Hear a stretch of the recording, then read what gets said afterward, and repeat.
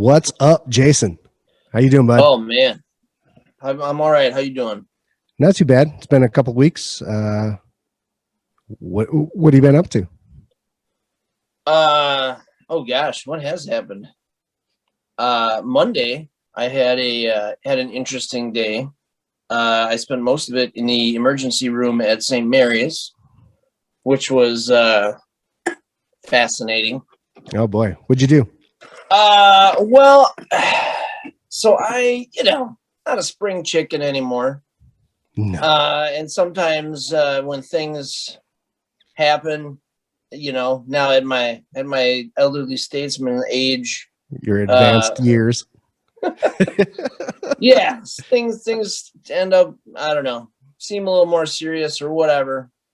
So I've been having some abdominal pain and something else. I called my doctor and I said, hey, something's going on. And they're like, don't even come here. Just go right to the emergency room. We are not going to be able to do anything for you except send you there anyway. So you might as well just go. Yeah. And man, was that so much herpes? Well, it was no. There's an old SNFU song called "Reality Is a Ride on a Bus," and I will tell you right now, the reality is a 4-hour stay in a big city emergency room. I saw a guy get chased out for the 4th time. He just kept coming in and wandering around, and they're like, what are you doing? You got to go. And then he wouldn't leave, so they dragged him out. And I heard somebody say, yeah, this is the 4th time today he's been in here. Shit. I had a do you think that guy was hang on, do you think that guy was looking for drugs or just trying to get warm? You know what? I don't know. It was actually Monday was pretty warm, so I don't know that it was that.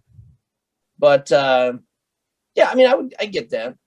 Yeah. If that was the case. There was another guy who clearly had some mental facilities, some mental issues. Sure. Every time he would stand up, his pants would fall down and he would walk around the lobby with no pants on. And finally, after about the 4th time, somebody was like, look, we're calling you a cab.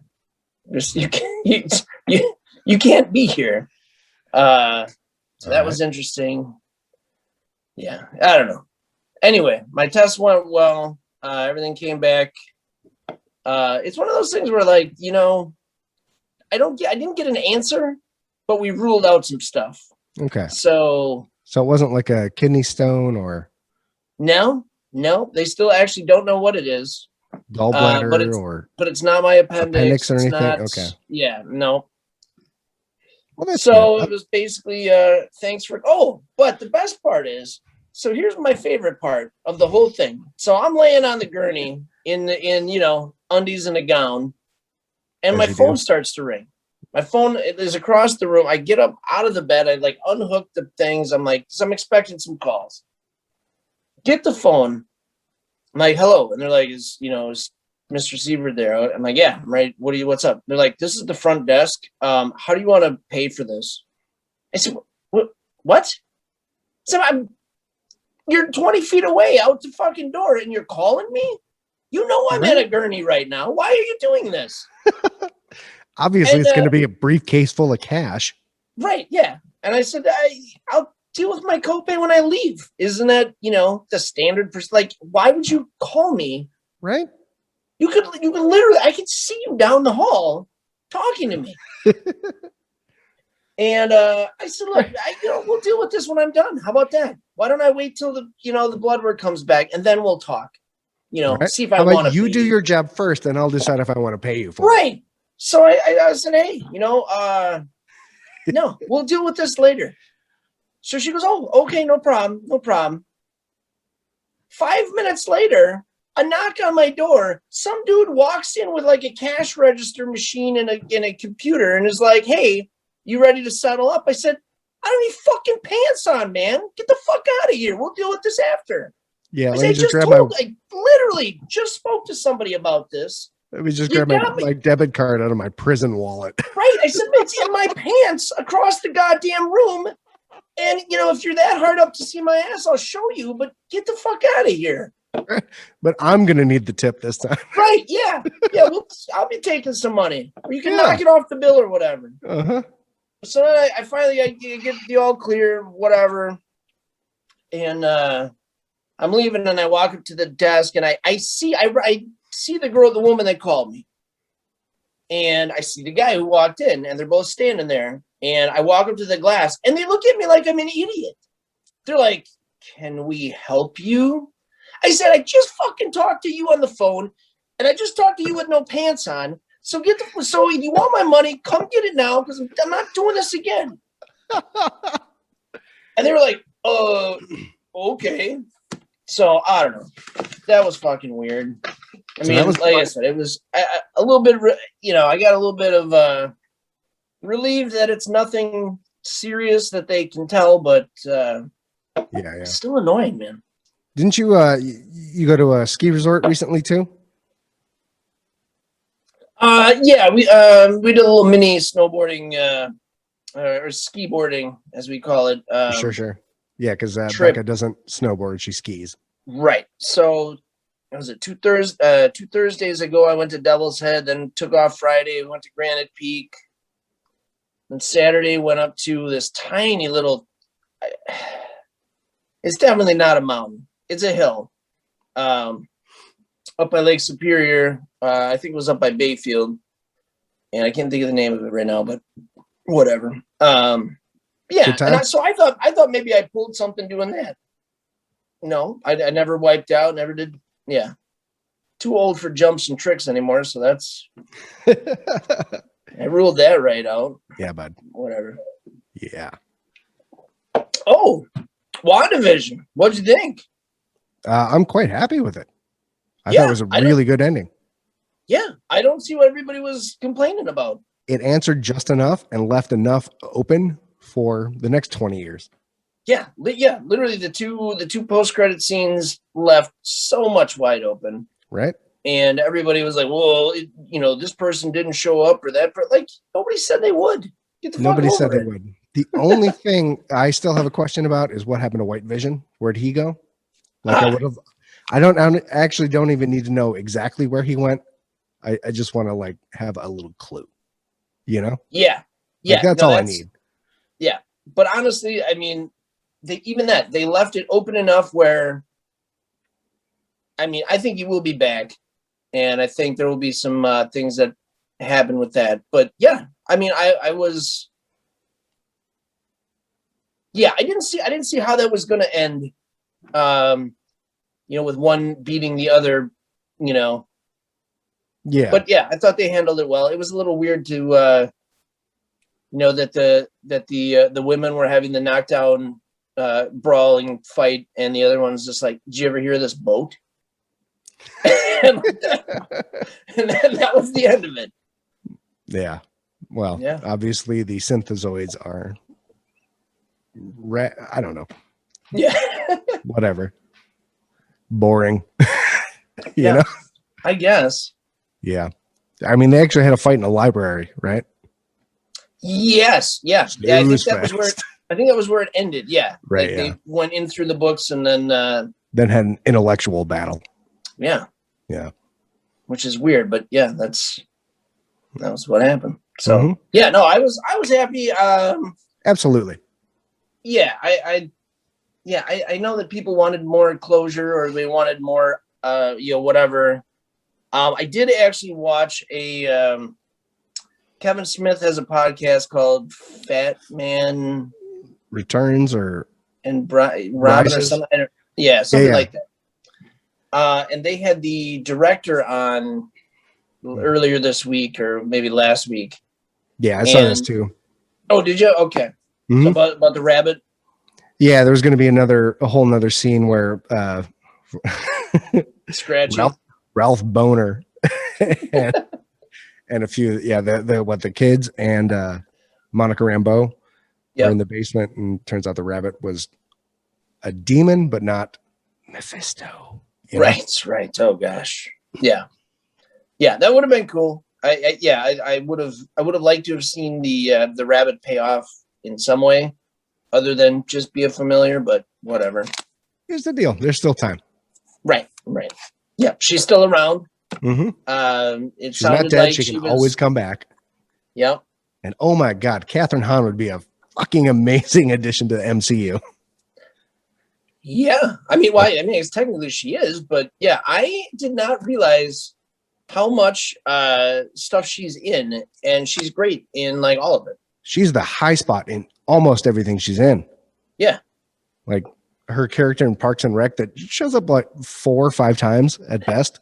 That was one of them that caught my attention. I'm like, wait a minute, that character is the best because it's the worst person ever. Yeah, but the most real, like perfectly.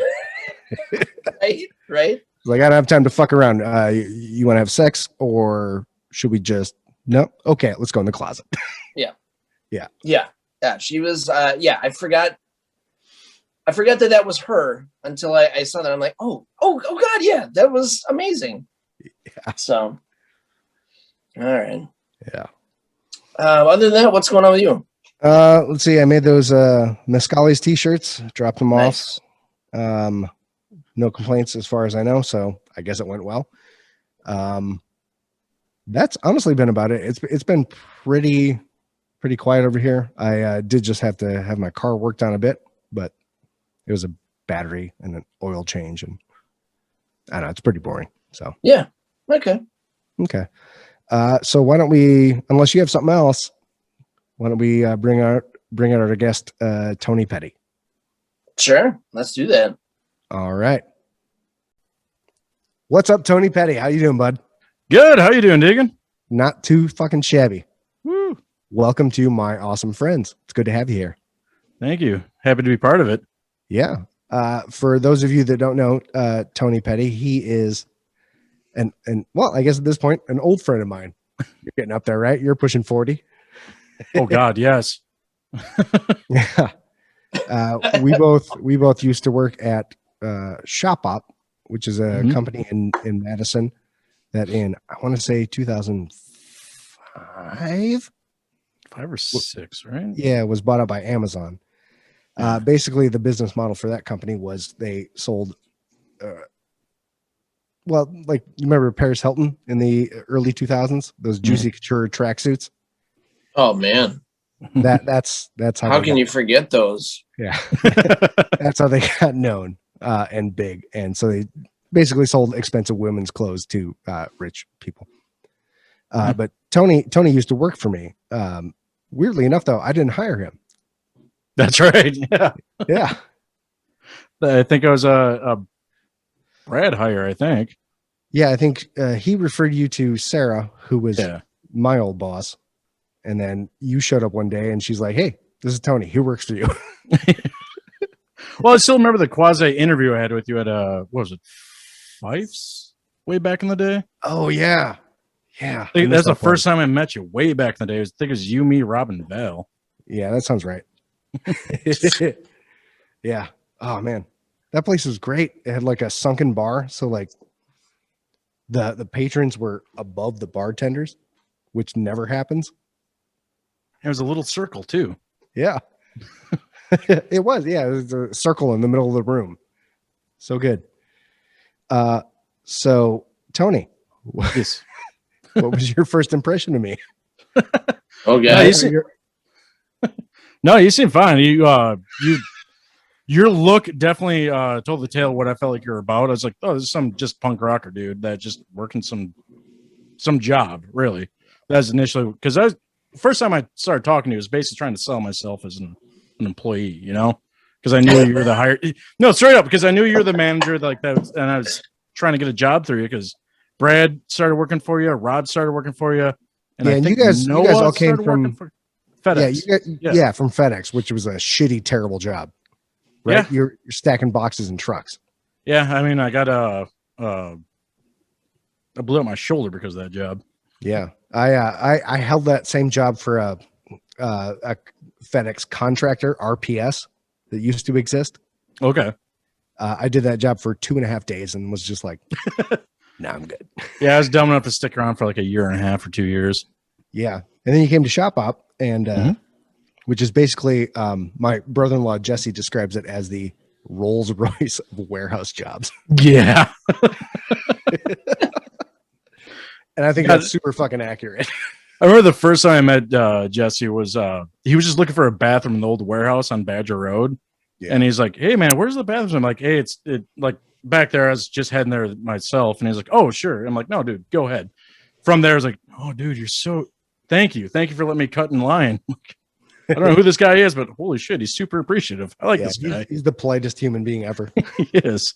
So I don't have a whole lot to add to this conversation. I mean, I feel a Yeah, little no, weird can- about it, but like mostly I was annoyed. I was upset I didn't have a flannel on, and well, now Deegan, fixed that. Yeah. Now I don't I'm the know. only one not wearing an overshirt. Ooh, Dude. look at you, humble brag. Do I need to take my flannel off? I don't know. I was gonna go put one on, and then Deegan took his off. So I don't know, whatever. So how long did you guys work at Shop Op together? Too long. Yeah, too long is that's a good Ne- consensus answer. Let me take that back. Not too long with Deegan. I'd love to keep working with him, but too long at that place. Oh man, Yeah. are you drinking a Montucky cold snack right there? Mhm. Look at that. Look Yeah. at it. The cold- Deftones white pony. The cold snack of the Montucky Mountain Range. So the first time I ever had a Montucky cold snack, I was in Montana. And we were at a bar. We were out west snowboarding, and we went to a local bar afterwards. Is that Southern Montana? Would it be the What's that? is that Southern Montana? Because Montucky. Well, so I'm getting to that.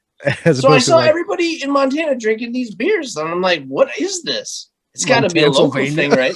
It's got to be a local thing, right?" So we go to this bar, and they have it, and I said, "Hey, let me try one of these Montucky cold snacks. What is this all about?" And the bartender looks at me and goes, "Where are you guys from?" I said, "Wisconsin." They're like, "I don't know. They brew it there." And I said, "What?" which they do. What? I'm looking It's at it brewed- right now. It's brewed in La Crosse, but you could only buy it in Montana or Kentucky for like the longest time. But it is literally brewed in La Crosse. And I was like, "So this isn't a local beer?" And they're like, no, it comes from Wisconsin. And it wasn't until like 2 years ago you could actually get it here.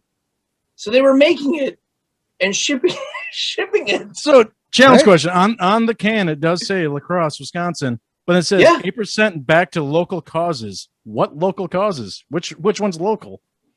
I don't Ron know. Johnson. Oh, hopefully not. Yeah. Damn it! Come on! God damn it, Montucky!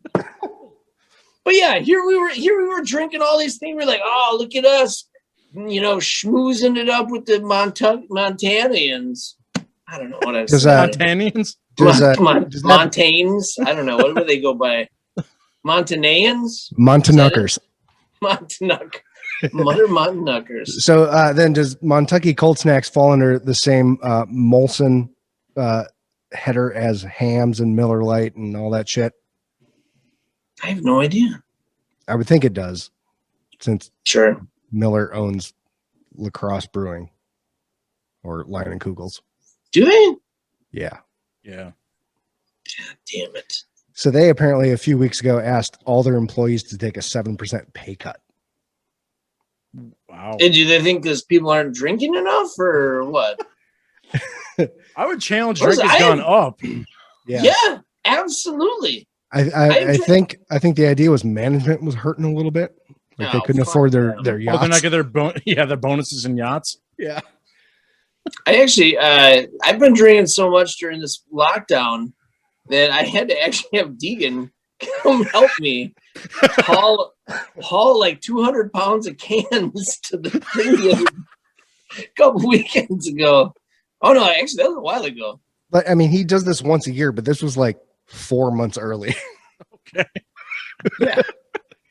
Yeah. Whereas I was like, I, on the other hand, I usually have a bunch of pocket change from spending money at bars. And at the end of the year, I take this container of pocket change to the bank and get like $300. I counted it the other day. It's like $93. Oh, gee. Yeah. So you've not been going out that much. No, I have not. I know you did that because that's funny because I have the same thing. Like, it's just a little mason jar, and usually I take it in. It's like $50 or whatever. Yeah. But, there we go. That's another thing we do. My, I gotta admit, change jar is disproportionately proportional to his empty cans. I definitely feel like I've been on the nothing's really changed as far as like the going out to bars for me, but I work in 2 different bars. Like Where Just because- where do you work? Baldwin Street Grill off of East Washington Baldwin for anyone that's in Madison, and also Pitcher's Pub, which is also in Madison, but it's the town of Madison, quote unquote. Right off of Badger Road. Just down Is that the one that's like hidden kind of behind? Yep. Behind a pawn shop? Yes. Yeah. Okay. Yeah. It's I've like been there you have to go once, and you have to go around back and like down the hill. Yeah. And then once I you was go there inside, once, you can drunkenly, and I could never remember. I could never figure out how to get back there. I was like, I was there with my buddy Sean. He's like, dude, let's go play some pool. You know this place.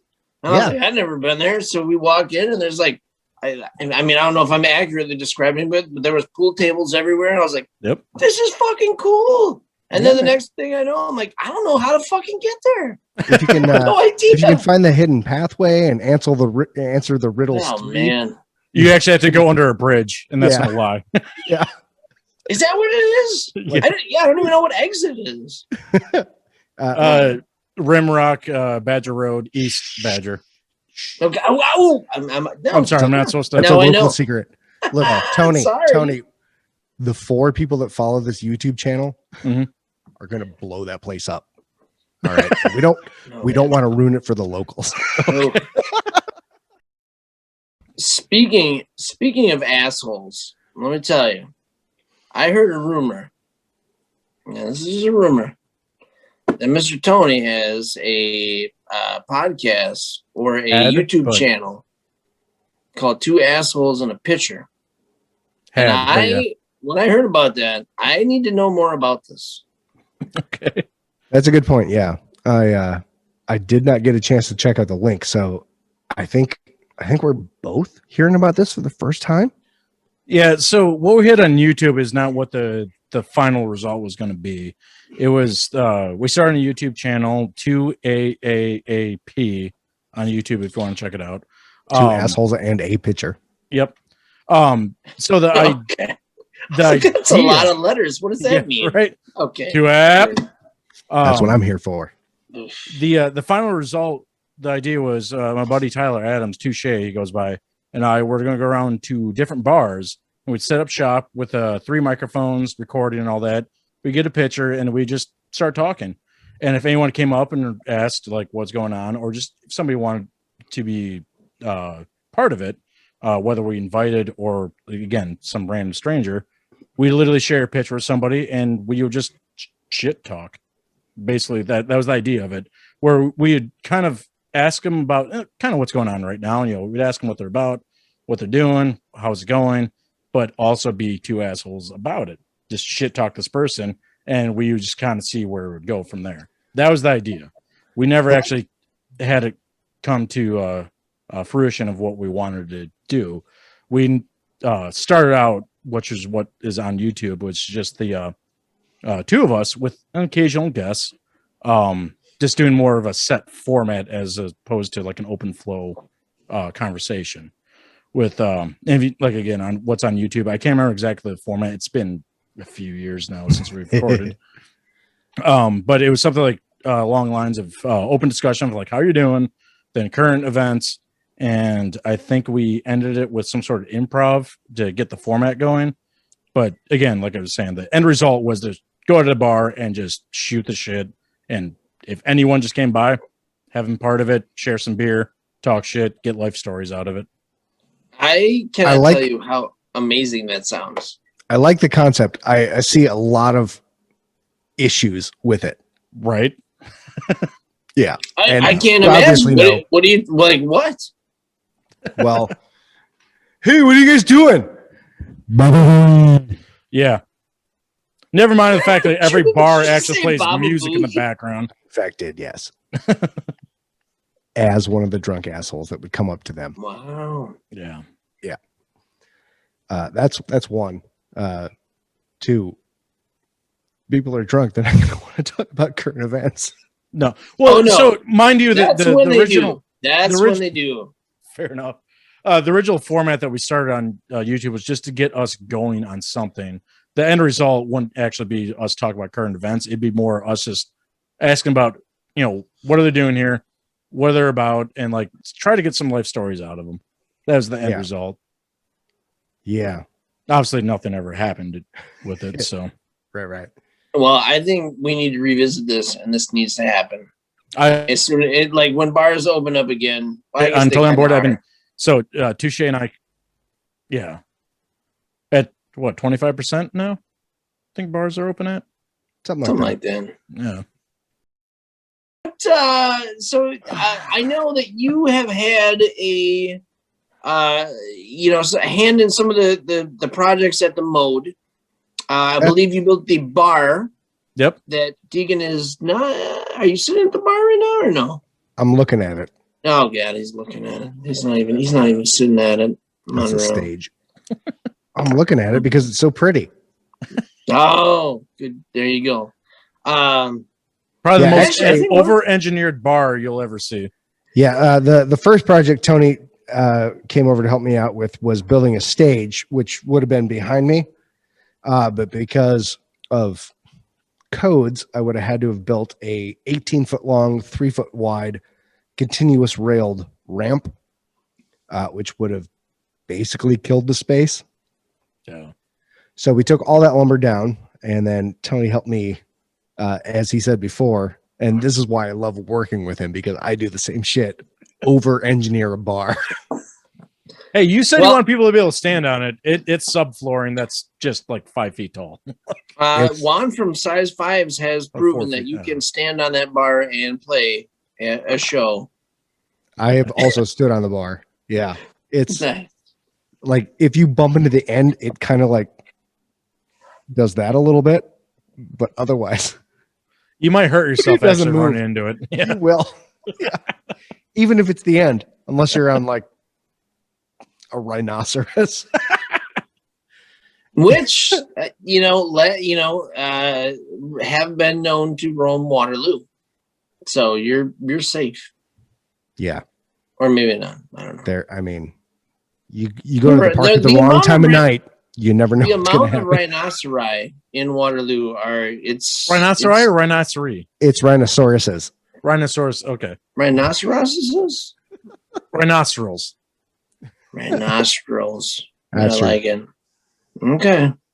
Yeah, Tony helped me build the bar, and I'll throw a picture in here somewhere of that. Okay. And then he also helped me build some cabinets in the green room, which we'll also get a picture. Oh, that's right. Yeah. And those are used to lock up my alcohol for shows. Oh, that's what those are. Oh, I didn't know that was you. Okay.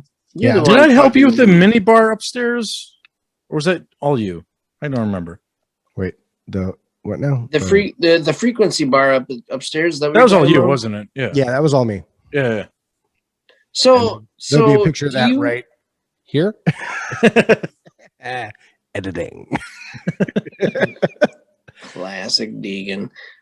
So clearly you are familiar with woodworking. Like, have you done construction before, or like, what is this just a hobby, or what's? Yeah. So the first time I did any sort of construction was the high school project. So like, I graduated at 1.8. Like, I wasn't a great student, but I somehow got into this project in high school for my senior year that we went out and built a house. So that was my entire Wait, introduction. what? I'm sorry. What? Yeah. So we built a full-on house. So that was my first experience with any sort of construction. And I did enjoy it. Like, I don't know. I like working with my hands. I like building things. And we did everything. Like we dug out the trenches in the bottom for like the piping, did the framing with the wood, did the drywall. Side note, I had to do a drywall project in just the bathroom and the basement by myself. I realized why drywallers are crazy, because that shit will drive you crazy doing drywall by yourself. Drywall. Yeah. But then we also did cabinet, like a finished carpentry, if you will, putting cabinets in, electrical, all of it, full spectrum of building a house. Had a lot of fun with it. But then after my time at Shop Op, excuse me, burping. Okay. After my time at Shop Op, I had enough saved up to do a personal sabbatical, and like I was trying to figure out what I wanted to do. And I've always wanted to, like, the fantasy of construction, rough framing, being out in the sun all the time, work with the hands, working the tools. So I pursued that, and it was fine. It was great. Like, I enjoyed what I was doing. And apparently, the place I was working at, if you could take a measurement, know how to actually mark that measurement, and then cut a straight line, you were like top tier. So I got moved into what was called a punch team, which was basically going through and fixing all the top teams' fuck ups. And there were a lot. But I got into that team, just like making sure things are actually level, making sure things like, oh, that's 3 inches off the mark. Let's move this wall onto mark. It's a little shit like that. So like I spent, I want to say about a Just little shit like moving a wall 3 inches. just 3 inches. It's fine. Going off a side tangent, one of the worst ones I had to do was the apartment complex was already 3 stories up. So we had 3 floors total. So 2 floors on top of these trusses that we had to move. Oh boy. Trusses that were already glued in and nailed in that we had to move. So we had to sit there and fight with the sawzall to get them free. The wall to the truss on the bottom was fine. It was cut into the glue and the nails. Points. Yeah. I burned through about 3 blades, and it was 4 trusses total. Yeah. Burned through like 3 blades. There's 2 of us. After about 8 hours, we finally got everything cut, moved, set, and re-nailed. It was all for a 1/2 inch of fireproof drywall to go in. Yep. That was it. It always is. Because of fire code on the stairwell, we had to move it so the drywall could fit in there. Yep. Got to double up. Yep. And it was, anyways, so side tangent away. I spent a good amount of time there and ended up actually, the reason why I left the job is I threw my back out twice within 3-month period. Oh man, my back is kind of half thrown out right now too.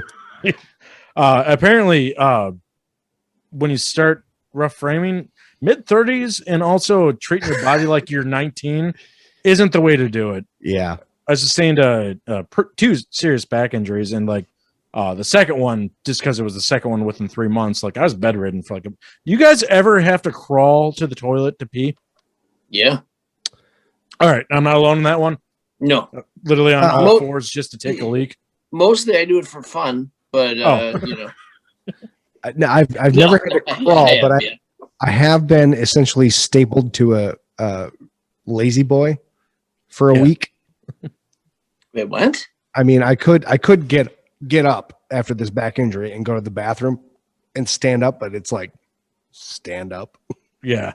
You know. Oh yes. Yes, please continue to reenact that. Yeah. So Tony, I know you're into MMA and Muay Thai, is that correct? Well, I was, I guess. Yeah, I started off with the notion back when I was like 23, 24, something like that. I had the grandeur of the idea of, hey, I can get hit and get paid type thing. Mm-hmm. Like young and dumb. I later didn't realize like it requires you to actually win and be successful. Then you can get to the point where if you lose, you still get paid. But anyway, so I got into a gym training mixed martial arts, which was primarily Muay Thai and then Brazilian Jiu-Jitsu. And that was at the Blast, which Mike Vaughn at the time was running. Forgive me, there's new ownership as of like 5 years ago or something like that. Okay. I forget the guy's name. I did meet him. Anyways, the Blast is still a great place, really, to train if you're interested in MMA. They actually have like sanctioned fighters and amateur leagues and all that. They're a good place. But I started that, like I said, like when I was like 24, got into the training of it with the idea that I was going to just make money. Didn't really anything like that ever happen, but ended up probably 6 months to a year. Ended up joining this class that was at the Blast under Josh Pryor, called Phase Class, and it was a JKD class, which is the Jeet Kune Do, the art that Bruce Lee kind of developed, and the art is more of a philosophy of ideas where, the philosophy of martial arts where you take what's useful and like retain what's useful and disregard that isn't. So like the idea is just learn as much as you can and take in as much as you can, and don't use the parts that aren't that don't work for you. Because everybody's body type is different. Everyone is different. And like what? Yeah. What? Right? What? Are you kidding me? Yeah, right. So that was the idea. It's just like learn what works for you, and then don't use what doesn't work for you, because that's kind of pointless. That's kind of I don't like that. I don't like that at all. I think you need to use what doesn't work for you. Yeah, right. That's catch them off guard. Catch just when they're not even expecting it. No, it's even better when you catch yourself off guard. Right. No one knows what's going on if you don't even know. At least you know what? You. Maybe I need to start my own martial art. There you go. Yep. do what doesn't work and doesn't make sense. Got it. Done. Well, because of that place and because of Josh Pryor, I got into Kali, it's called. Specifically Minnesota Kali group that Rick Face started. I forget the timeline. Long time ago, but I got into this art that was more than just fighting, I guess is the best way to describe it. Like it really had this healthy mentality around of like there's 14 different areas in this art where it's like you use double stick for like coordination. You also have the bladed aspect, and then like unarmed and dirty fighting, and situational awareness of it, projectile, which has been incorporated like modern firearms. But then there's also the art of taking care of you, like meditation's part of it. Yeah, yoga is part of it. Like it's just like this all encompassing to make yourself better, essentially. And at the time when I was originally like, oh, I'm just gonna get hit in the face and like make money, I had no concept of like what being healthy was.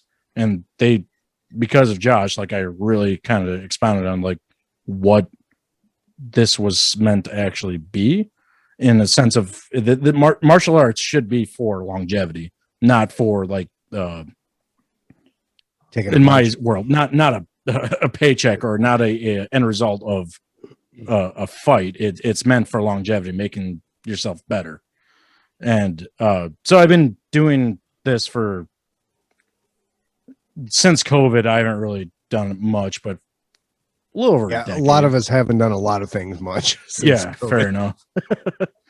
So yeah, I don't know really where to go with this, but like just honestly, when it comes to martial arts in general, like there's something so healthy about it as long as you have the mentality for it. And that's the one thing I really appreciate about Josh. And I'm not trying to like just like talk Josh up, but I really want to talk him up because he's always had the mentality of this is meant to make you better, make you healthy. Like if you're here to be just a Neanderthal to start hitting, if you need that, we have that, but we're not here to create monsters to fight. We're here to create people that are healthy. And I really do. I've lived that where I used to be an angry little guy and all that, but there's something about just getting stress out of pads, having a healthy environment to be violent. I know it's kind of fucked up to say, but it changed me. Makes sense, though. Makes sense. Yeah. It does. I mean, like I do the same things with those drums back there. Yeah.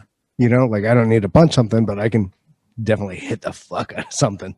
Yeah, you're still exerting energy though for like a productive or positive reason, right? Like, yeah. It's not just chaos. Like the practice is directed at getting better at what I'm doing, yeah, but I also get to hit shit. right. Right? Like that makes sense. Yeah. Yeah, absolutely. Yeah, and like through Josh, like I watched this kid. He first time ever met him, he had to be like 7 or 8 years old. Angry little kid.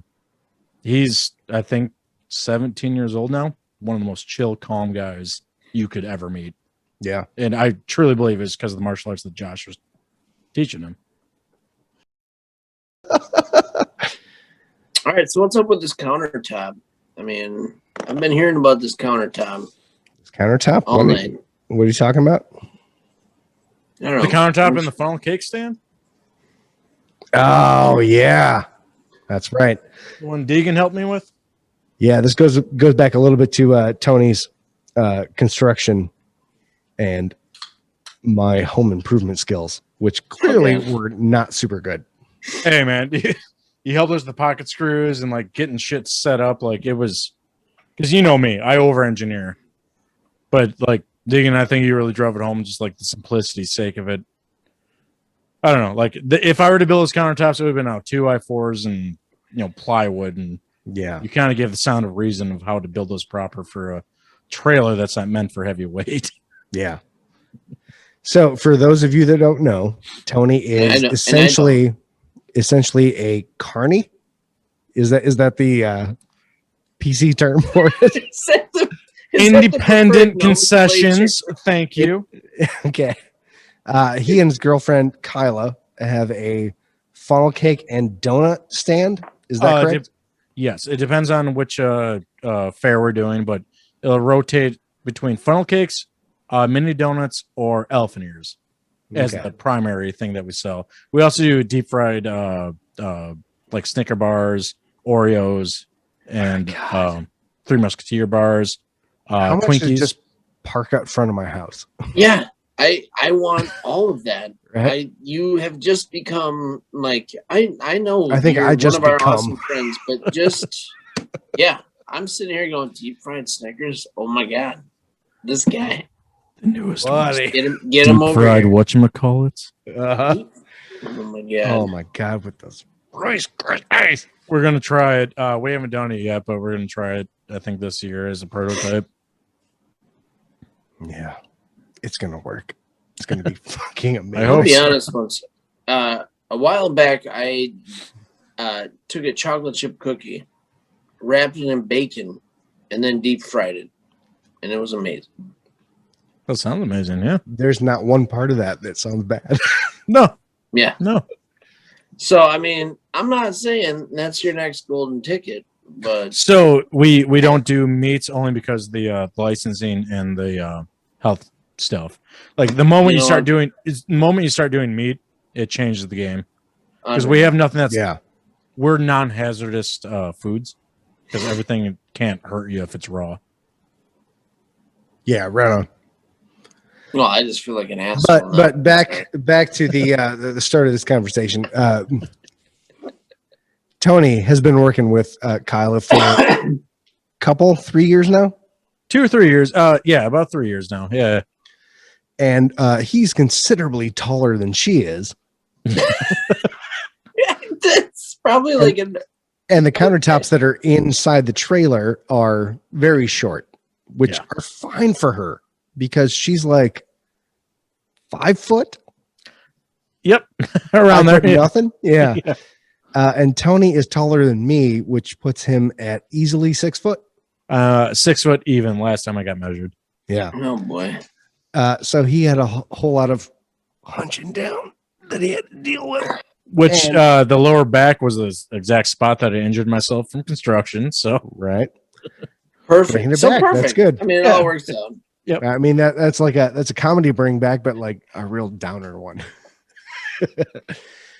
So the goal was to like build these countertops up so that they both looked pretty for her business and also didn't make Tony want to die. working what 16-hour days? Essentially, yeah. The actual like shift, quote unquote, would be like 12 hours, but the setup and teardowns about 2 hours in either end or so. So yeah. 16-hour days. Yeah. Yeah. Standing in this hot, grease-filled trailer. Yeah, like the goal was just to not do this the Yeah. whole time, right? That's funny too, is we built those countertops, they're in now. And sorry, burping again. Burp, burp, burp, burp, burp. So we got them in now. But now I'm going to be back of house essentially while she's at the front. Oh no. So they're But too like tall.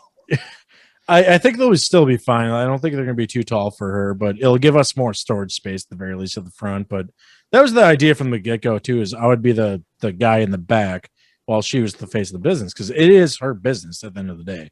Like this is her funnel cake stand. And you always want a pretty girl up front.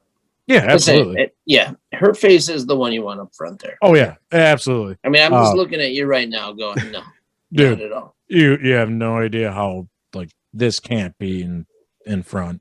I'm honestly I'm concerned, like, why don't we have like my wife and your girlfriend hosting our podcast? It would be better. It would be better.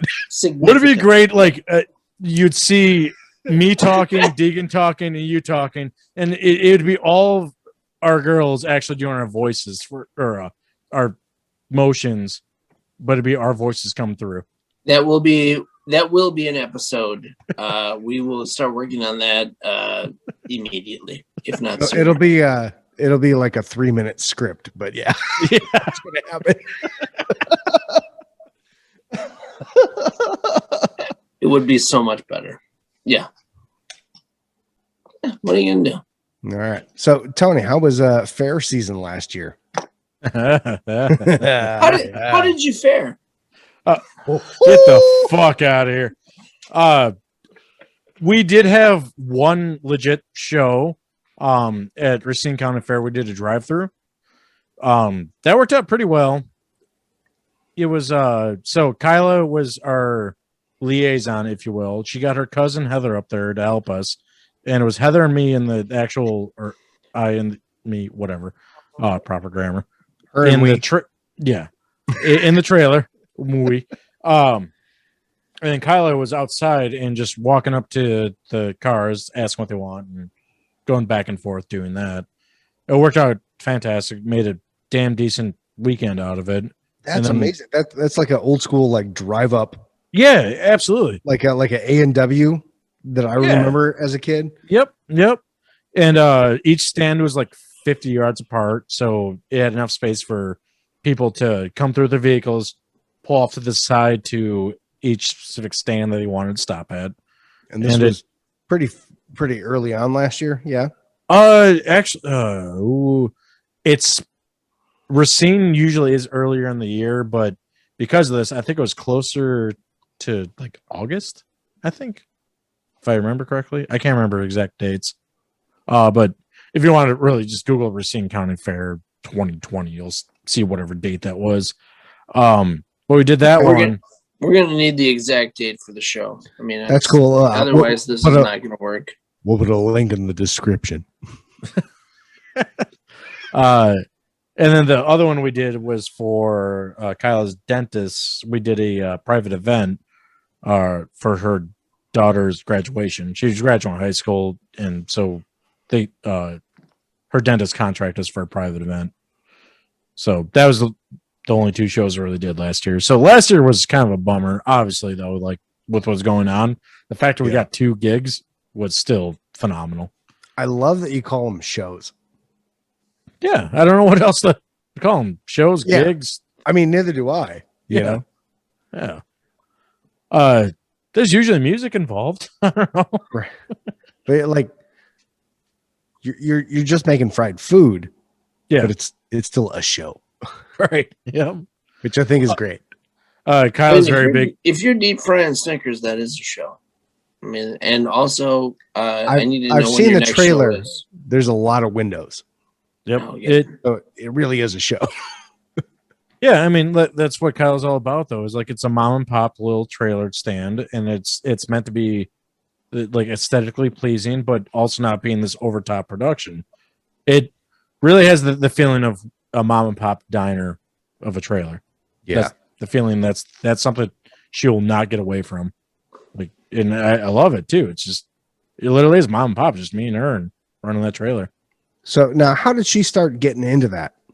She started working for a gentleman by the name of George, and then his sister, Candace, back when she was 14 years old.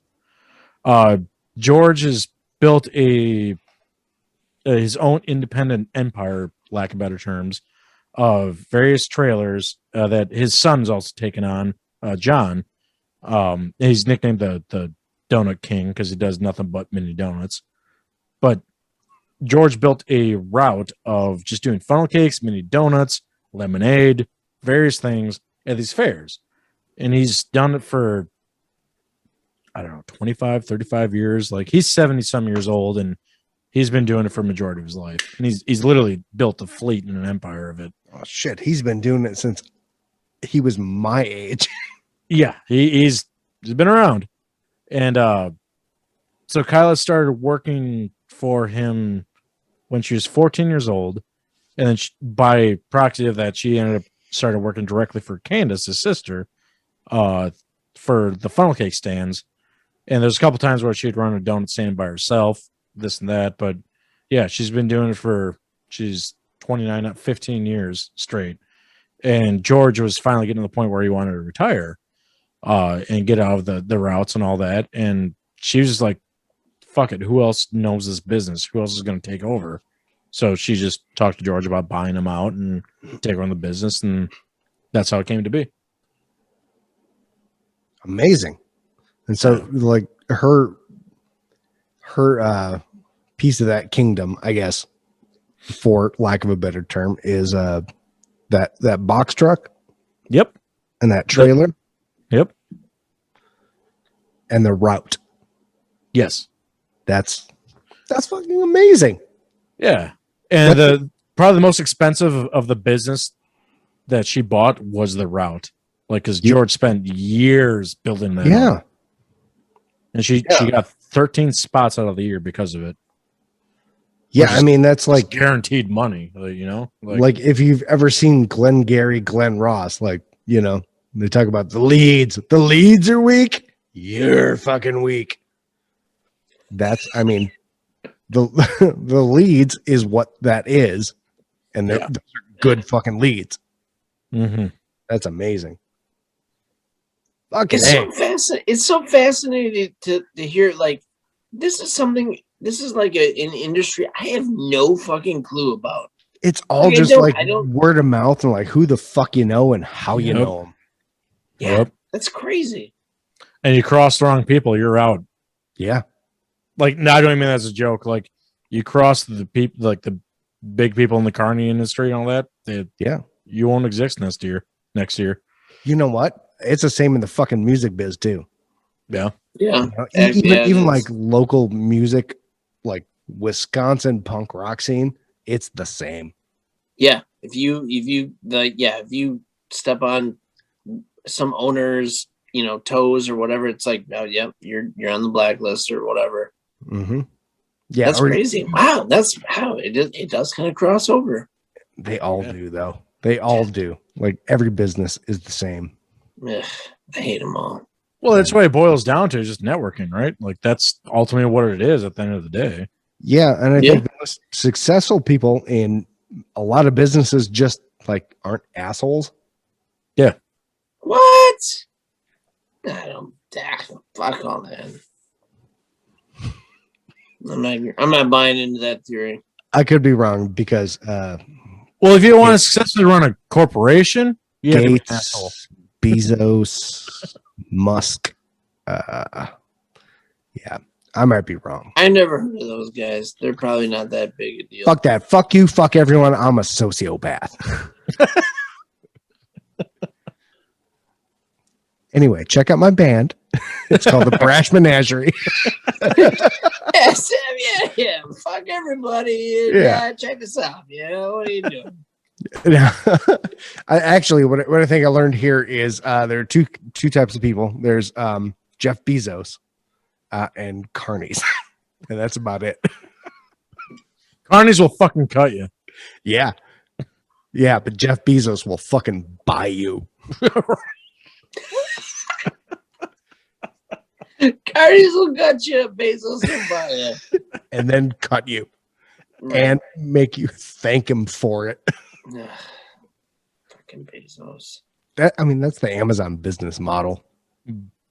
Yeah, no, buy you out, cut you out of the profits, and then you'll thank him. Basically, yeah. Like the whole idea is to buy the entire market, even at a loss, just to cut out the leader of the market. Yeah. Like there used to be a website called diapers.com. What do they sell? I didn't remember that website actually. I was to say I had small children at that time of that website. And they used to be the cheapest online diapers you could buy. And Bezos was like, "Hey, we want to buy your business." And they're like, "No, we're good." And he's like, "Okay, fuck you. I'm going to buy every other business around you, undercut you, take a loss, and then ruin you." Well, And then write off on taxes. And then buy them. God damn it. Yep. Fucking predatory. Fucking Bezos. Yeah. All right. So should we wrap this up? Yeah, I think so. Tony Petty. Yes, sir. Fucking awesome to see you again, dude. Yeah, good to see you, man. Even if it's on the screen. It's almost as good as being at BSG, but it's not. Last time you got housed pretty fucking quick. Yeah, that was day But 2 of my to be bender. fair, yeah, you were To be fair, you were drinking away a hangover. Yeah, which And never ends well. We had a lot of shots really quick. I don't actually remember that. oh my god! You were telling me about this on Friday. Mm-hmm. Oh my god! Well, there you Yeah. go. Yep. It sounds pretty epic. I probably would have died, but whatever. Anyway, Tony Petty, thank you so much for joining us. Jason, I think we're done. Yeah. Oh, I need to go to bed. Yeah, He needs to go to bed. I just All right. suggested shitting on equipment. All right, so guys. I need to Thank go you to so bed. much for having me. I love this. This was fantastic. No, man. Thank you for coming on the show. Please, again, check out My Awesome Friends podcast. Like, subscribe, enable notifications, get into the comments, and tell us what you think about everything Tony said here, because he's got opinions, and you should have opinions about those opinions. And you Say should you probably, want me back. Say you want me back. I'll Say tell you you what. want me we'll back. have him back, but also you have to fight him. I'll Yeah, tell you that's what, fine. buddy. I have a bad back. Don't know. I want Tony back. All right. My awesome friends.